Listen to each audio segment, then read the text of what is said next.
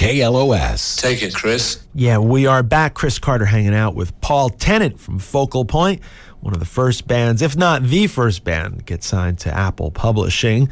And we were talking during the break, Paul, about the fate of a lot of Apple artists, be it, you know, from the label Apple or Apple Publishing. You know, it was an exciting time probably for everybody who got signed to Apple. Any of the, the different links of the Apple family tree there. And then all of a sudden, you know, it all kind of fizzled out, not only for the Beatles, but for all the other artists. Yeah. How did that all go down? What was that like, other than Paul telling you to kind of stay away? Well, to be quite honest with Chris, it's very, very hard to think about it now, because we were all so young as well, you know, and we didn't realise the importance of the situation we were in at the time. You know, looking back at it now, I think to myself, maybe if we'd have done this, if we'd have done that, you know, things would have been different. And I remember the artists at Apple, because Grapefruit came along and they started to take a little bit more notice of Grapefruit than they did with us, because they were sort of like one of John Lennon's favourite, you know, and they gave him the name Grapefruit, Yoko Ono's thing, and so they started spending more time with them. And then there was another guy called Dennis Cordroy, I think it was, he wrote some good little songs, and he was sort of just brushed aside for some reason. He was a singer-songwriter that publishing. That's right.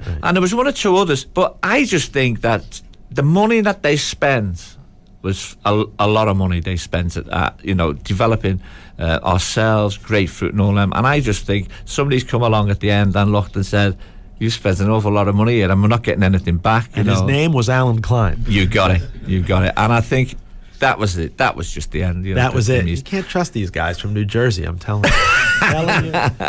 So there's a book and a movie prospect for you in the story, right? Yeah. Tell me what's going on with that. Well, I met a guy, a good friend of mine now called Peter Faldy, who read about the Apple story, the Focal Point story, and we started speaking to each other on the wonderful thing called the internet. And he just said to me, he said, hey, why haven't you ever written a book about this? And the reason I never was because you could spend a year writing a book and it could just sit on a shelf and nothing could happen to it. So anyway, he persuaded me to write this book, and I wrote the book. And then he said he wants to make a movie about the Focal Point story. So that's where we are now. The book's finished. Peter's written a script, and we're all set to start moving. What we're looking for now, we're looking for development, etc., etc. But as I say, the script's done, the book's already, it's being looked at now by agents, literary agents, and we're all set to go, you know, on this. So if there's anybody out there listening who's, well, this is the town that it would happen. This is the town, that's right. It's a fascinating story too, you know, especially it went down in the summer of love, and when you first met with Paul, I went back to check, you know, exactly what the Beatles were recording in May and June. You know, they were doing, you know, Baby You're a Rich Man, all the songs that would end up on Magical Mystery Tour. That's right. You know, Pepper was just about getting ready to be released. But Terry Doran, you know, at the time, while we were the first month or so we were there, Terry Doran was saying things to us like, hey, do you want to come along and do the sit-in on the Our World Fest, you know, with the Beatles sang, do you want to sit in on that? And we said, oh, no, we don't want to, you know, we were just like... No, we don't want to join the Beatles. No, we were stage-struck. You know, things like that. Like, do you want to go on the bus for the Magical Mystery Tour? Nah, come on, no. You know, it's ridiculous. And then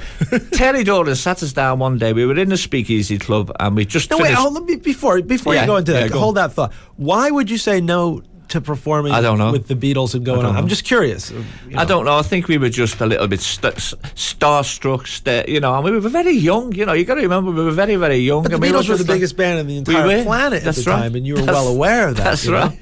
I don't know. You know, I just really don't know. If I knew that, I mightn't have been sitting here now. I might have been just. But I, you know, I'm a great believer in fate, and I think, you know, we had a good time. We had a good year.